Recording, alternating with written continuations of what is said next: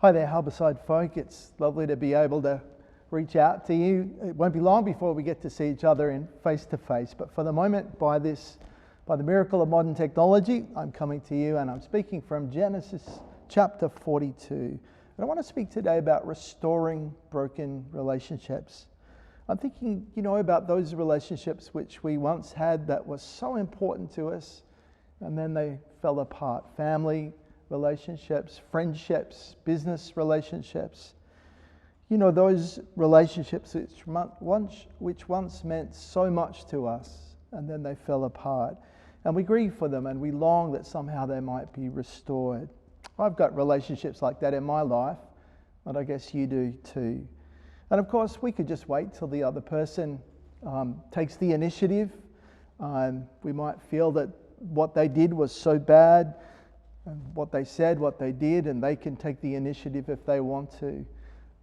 He caused it, he can fix it. That's how we might feel about it.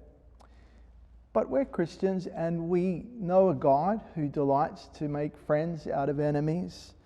We know a God who takes the initiative to restore broken relationships. Our Lord himself said, "Bless those who curse you, love your enemies." And maybe we've been praying along those lines as well. Lord, show me what I can do to restore this relationship. Well, today I want to speak about 3 qualities that are pretty much essential if you want to restore a broken relationship. And they're faith and grace and sympathy. And I'm drawing them from this really wonderful chapter from Genesis chapter 42 as we continue our series on the dreamer, the life of Joseph. In this chapter, Joseph is reunited with 10 of his brothers. And together they have to confront what happened 20 years before. And how Joseph approaches this is really so helpful. So much to learn. There's a wisdom in the story, which I think will really help us when we think about restoring broken relationships. And I should just say too that this is not the whole story of reconciliation, nor does it teach us everything we need to know about restoring broken relationships. It's kind of restoring broken relationships, an introduction or level 1. Let's first just remind ourselves of the story so far. And as you know, it's an epic story. Joseph belongs to a very unusual family.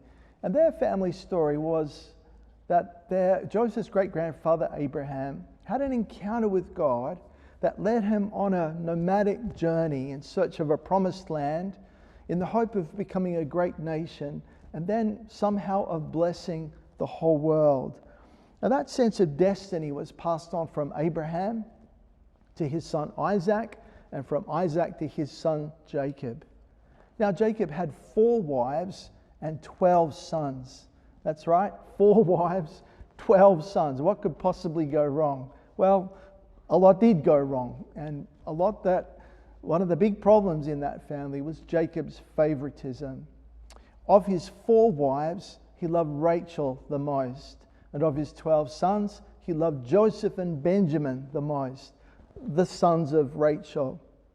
And it was this favoritism that got Joseph in trouble in the first place. Remember the special coat that Jacob made for Joseph. Remember the dreams of sheaves of wheat bowing down and the sun, moon and the stars bowing down. Dreams about how Joseph's whole family would bow down to him.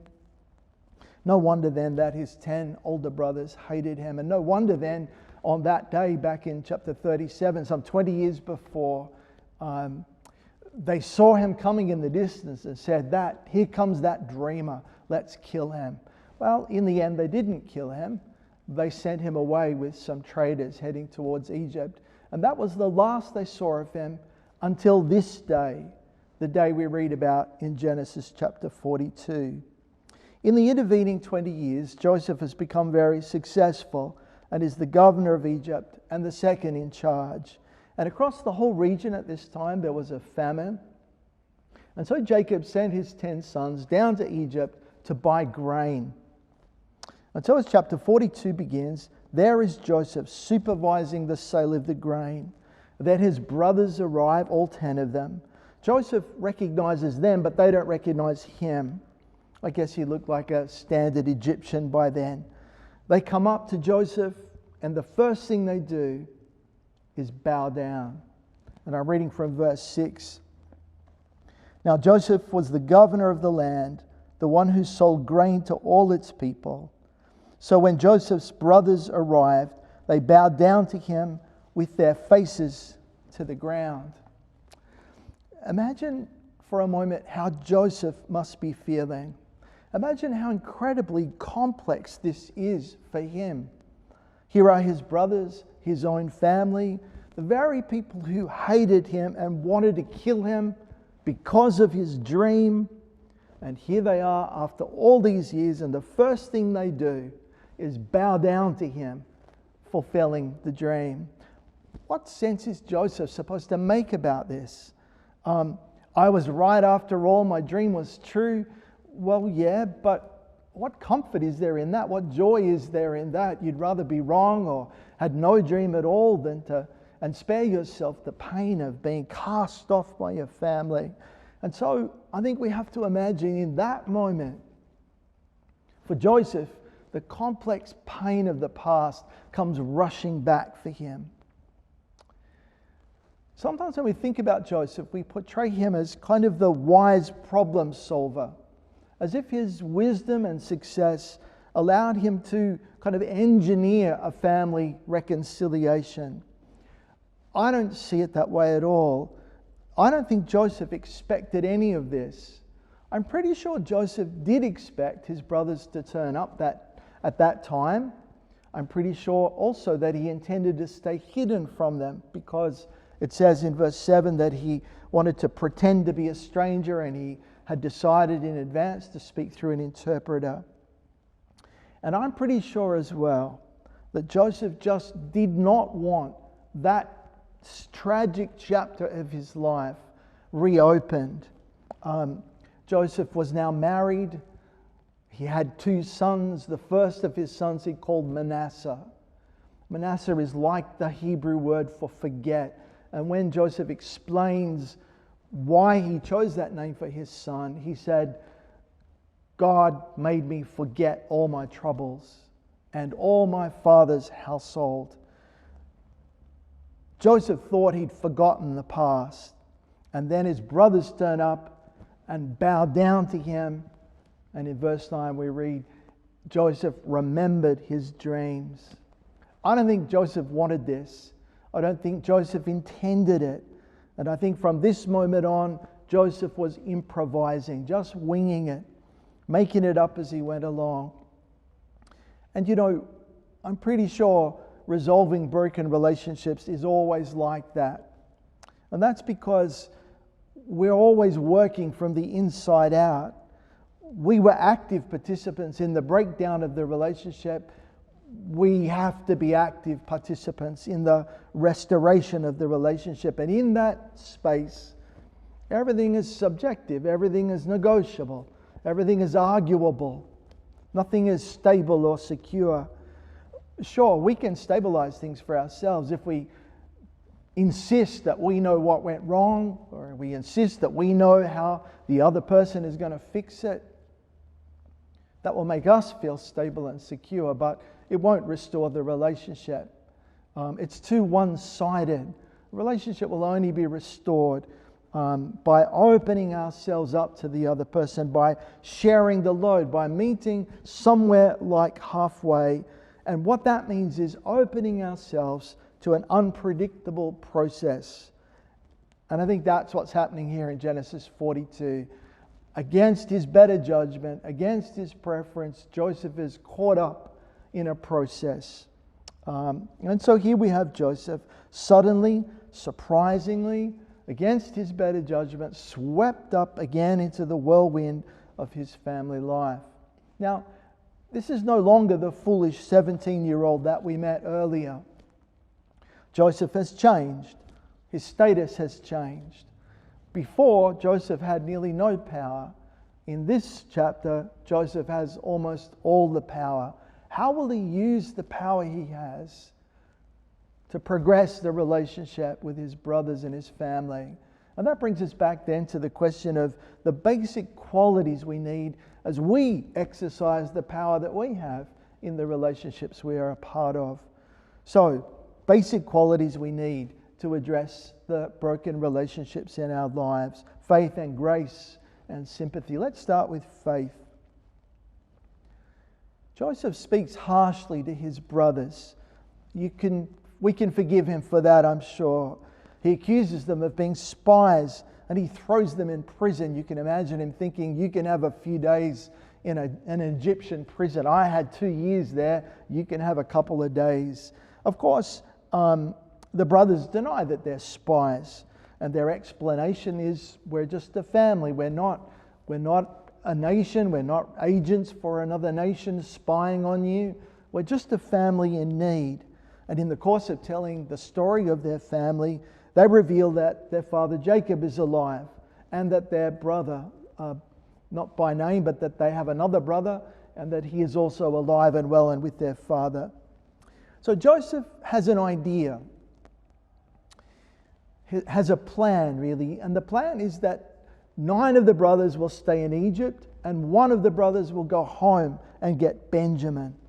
It's kind of a test of their truthfulness. The logic is, you say you have another brother, well, go home and get him and bring him here, and that will prove that your alibi is true. But of course, it's more than that, isn't it? Because Joseph knows they've got another brother. Joseph is working on something else. He wants to slow it down and he wants to be in some way reunited with his beloved brother Benjamin. So they have 3 days in prison to think about this new development, and so does Joseph. And in those 3 days, Joseph changes his mind. And I'm reading now from verse 18.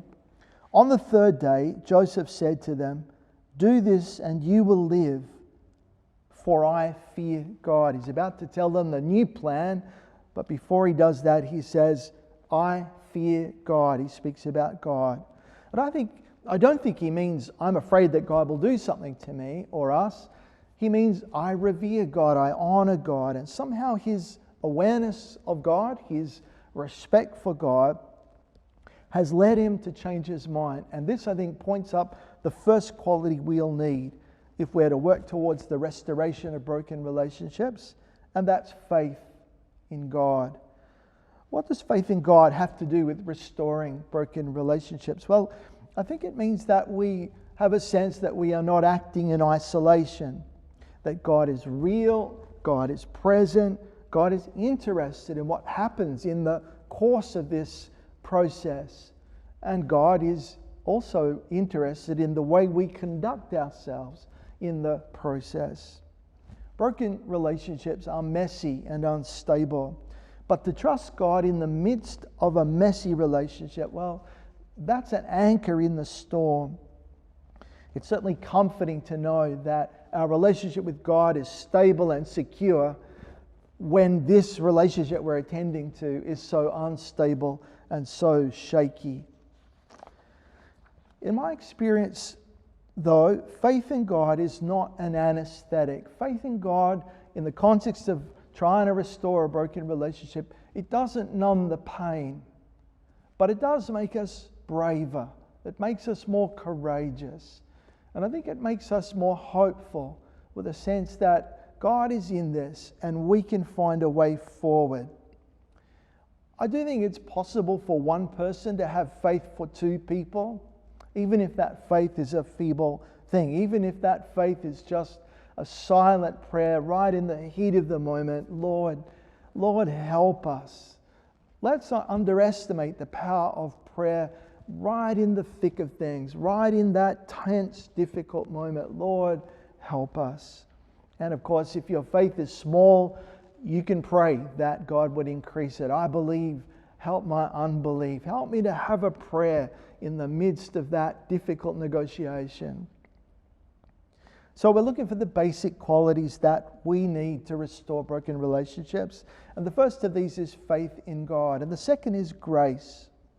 So over those 3 days, Joseph has rethought the plan and he's kind of flipped it. Now 9 of the brothers will go home and 1 of the brothers will stay there in Egypt. Why that change? Well, he says in verse 19, so that they can take grain back to their starving households. Joseph has had time to think about the people involved in this relationship and in this story, the other people whose lives are threatened by the famine. If only one brother returns, that won't nearly be sufficient to take the supplies for 10 households. And so Joseph changes his mind. He's thinking practically about the welfare of his family, even though actually he probably doesn't know them, wives and nieces and nephews. And then if you read on, you'll find that not only does he send the 9 brothers home with their donkeys loaded with grain, but he also gives them their money back, so that when they open their bags, each one finds exactly the amount of money that they spent buying the grain in the first place. Of course, when they discover that, it fills them with fear because they think it's a kind of a trap. But at the same time, it means that they're getting this life-saving grain for free. And that's grace. And it provides, I think, a really beautiful illustration of the concreteness of grace. I'm on a mission to persuade Christians that grace is concrete. It's practical, it's earthy, it's anchored in ordinary human needs. It's a response to human need. And in the restoration of broken relationships, there's nothing quite so useful and helpful as a big dose of concrete grace. In Romans 12 verse 20, Paul echoes our Lord's teaching when he says, if your enemy is hungry, feed him. And if he's thirsty, then give him something to drink. Well, in my strange imagination, what I envisage is an ordinary Christian is there and his opponent is berating him, insulting him, criticizing, ridiculing, and it goes on and on and on. Maybe he's punching him as well, but he's giving him a hard time, and it goes on, and then the pace starts to change. The energy starts to slacken off. And Christian senses an opportunity, and he grabs a hold of this great weapon, his greatest weapon in the context of a relationship, and he waits for the moment. And just as his enemy pauses for breath, he says, "Are you hungry?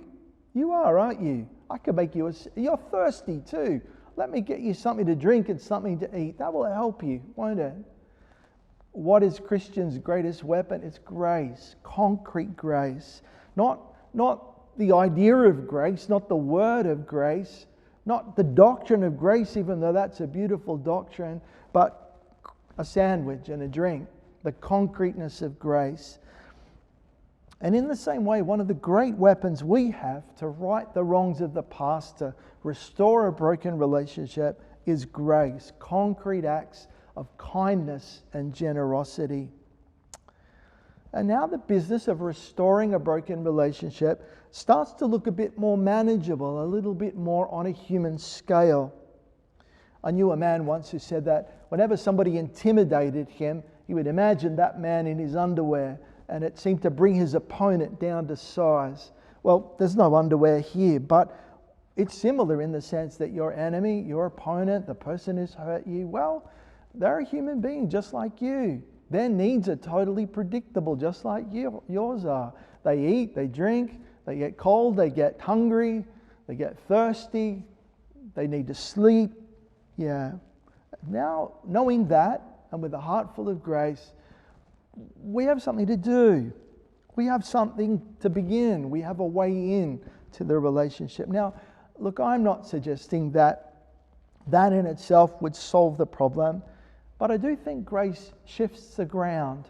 Grace creates new possibilities. It shifts the balance.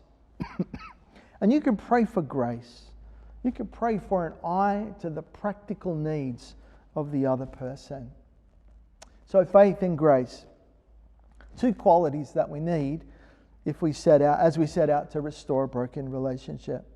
So Joseph explains the new plan to the brothers. And this leads us to the emotional high point of this passage and to the third of our qualities, which is sympathy. At this point, the brothers start speaking among themselves in Hebrew, and Joseph is listening in. He can understand them, of course. He can understand everything they're saying. And this is what they say to each other. And I'm reading from verses 21 and 22. They said to one another, "Surely we are being punished because of our brother," because of Joseph. "We saw how distressed he was when he pleaded with us for his life, but we would not listen. That's why this distress has come upon us." And Reuben said, "Didn't I tell you not to sin against the boy? But you wouldn't listen, and now we must give an accounting for his blood." What's the emotional tone of that conversation that Joseph is listening into? It's distress. You'd think the brothers would be pleased at this point because plan B is better than plan A. Now 9 of the brothers get to go home. 9 of the families will get food. Well, all of them will, but 9 get to carry it back. You'd think that would be a good outcome. So why are they distressed? Well, their distress tracks back to that day 20 years before when they betrayed their brother Joseph. Did you see how vividly they remember that day? He pleaded with us for his life. We saw how distressed he was and we wouldn't listen. The suffering of Joseph all those years before was still alive in them. His distress that day was still inside them, as real in them as if it had happened the day before. And what about Joseph? What's happening to Joseph as he listens to his brothers? We read in verse 24, he turned away from them and he began to weep. This is not the last time that Joseph will weep in the story of Joseph, but it's the first time. And in that moment, Joseph weeping, the brothers distressed, they're occupying the same emotional space. It's only a beginning because they're still hiding from one another, but it's a start. They're feeling for each other. They're feeling with each other. Call it sympathy, call it empathy, call it fellow feeling. There's an emotional connection. They're connecting at an emotional level. And if we are hoping to restore a relationship, then we need to pray for sympathy. We need to pray that our hearts will be open enough to the other person to feel something for them and feel something with them, to begin to enter into what their experience has been and to feel it inside ourselves. So that's a third quality that will help us as we set out to restore a broken relationship: sympathy, an ability to feel with and for another person. So that's an introduction to restoring broken relationships. 3 things we will need, 3 things we can pray for: faith, grace, and sympathy. I have broken and strained relationships in my life, and I'm pretty sure you do as well. But I've also experienced reconciliation and the restoration of damaged relationships. And I've experienced the beautiful reality that sometimes restored relationships can be stronger and better than relationships that were never broken at all. And I know, of course, the God who delights to make friends out of enemies. So may our good God give us all everything that we need, the qualities we need to make us good at restoring broken relationships.